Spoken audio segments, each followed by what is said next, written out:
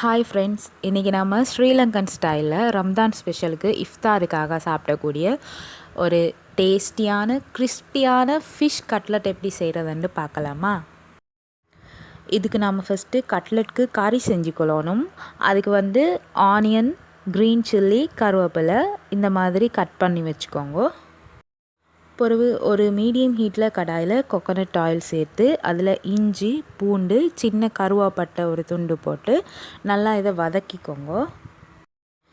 இஞ்சி பூண்டு நல்லா வதங்கி கொண்டு வரைக்க க்ரீன் சில்லி சேர்த்து அதையும் நல்லா வதக்கிக்கோங்க.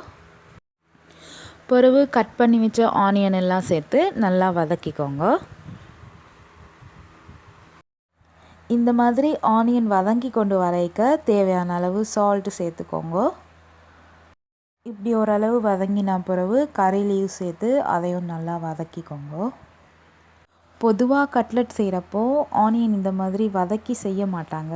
பட் நான் இப்போ சொல்லித்தர மாதிரி ஆனியன் வதக்கி செஞ்சு பாருங்கள், கட்லெட் நல்ல டேஸ்ட்டாக இருக்கும். ஆனியன் எல்லாம் இந்தளவு வதங்கின பிறகு அதில் ஒரு ஸ்பூன் துண்டு மிளகா, ஒரு ஸ்பூன் பெப்பர், ஒரு ஸ்பூன் கியூமின் பவுடர், ஒரு ஸ்பூன் சில்லி பவுடர் சேர்த்து நல்லா அதையும் மிக்ஸ் பண்ணி வதக்கிக்கோங்க. பிறகு இதில் நீங்கள் பாயில் பண்ணி வச்ச ஃபிஷ் ஆட் பண்ணிக்கோங்க. ஃபிஷ் ஆட் பண்ணுறப்போ முள்ளெல்லாம் இல்லாமல் க்ளீனாக ஆட் பண்ணிக்கோங்க. இன்றைக்கி நான் இதில் ஸ்ரீலங்கன் கேன் ஃபிஷ், டின் ஃபிஷ்ஷுன்னு சொல்லுவோம், அதுதான் ஆட் பண்ணியிருக்கிறேன். இதுக்கு பதிலாக நீங்கள் சிக்கன், பீஃப் இல்லைனா வெஜிடபிள்ஸ் இப்படி என்ன வேணும்னாலும் ஆட் பண்ணிக்கலாம். ஃபிஷ் ஆட் பண்ணினா கட்லெட் நல்லா டேஸ்ட்டாக இருக்கும். அதனால தான் நான் இன்றைக்கி ஃபிஷ் ஆட் பண்ணியிருக்கிறேன். ஃபிஷ் ஆட் பண்ணி இப்படி ஒரு 1 மினிட் நல்லா நீங்கள் வதக்கி கொண்டா பிறகு பாயில் பண்ணி வச்சுருக்கிற பொட்டேட்டோ எடுத்து ஸ்மாஷ் பண்ணி இந்த கறியில் ஆட் பண்ணி நல்லா மிக்ஸ் பண்ணிக்கோங்க.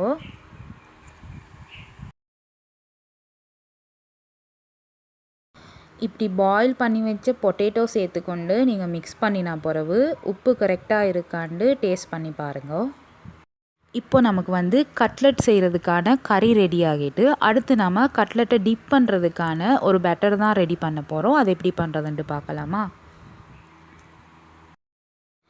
இந்த பேட்டர் ரெடி பண்ணுறதுக்கு 2 கப் மைதா மாவில் கொஞ்சம் மஞ்சள், கொஞ்சம் பெப்பர், கொஞ்சம் சால்ட் போட்டு மிக்ஸ் பண்ணி அதில் தண்ணி 2 கப் ஊற்றி நல்லா மிக்ஸ் பண்ணி இந்த டெக்ஸ்சரில் பேட்டரை கரைச்சி எடுத்துக்கோங்க.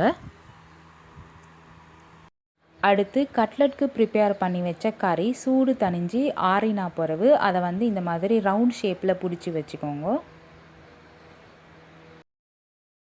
பிறகு அந்த கட்லெட்டை இந்த பேட்டரில் நல்லா டிப் பண்ணி அதை பிரெட் க்ரம்ஸில் போட்டு நல்லா இந்த மாதிரி ரவுண்ட் ஷேப்க்கு பண்ணி எடுத்துக்கோங்க.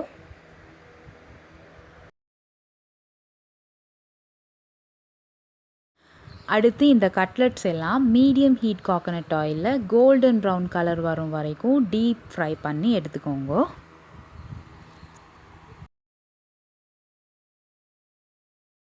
சுட சுட டேஸ்டியான கட்லெட் ரெடி ஃப்ரெண்ட்ஸ். நீங்களும் ட்ரை பண்ணி பார்த்துட்டு கமெண்ட் பண்ணுங்கள். இதே மாதிரி இன்னொரு டிஃப்ரெண்ட்டான ரெசிபியோட நெக்ஸ்ட் வீடியோவில் சந்திக்கலாம். தேங்க்யூ. அஸ்ஸலாமு அலைக்கும் வரஹ்மத்துல்லாஹி வபரகாத்துஹு.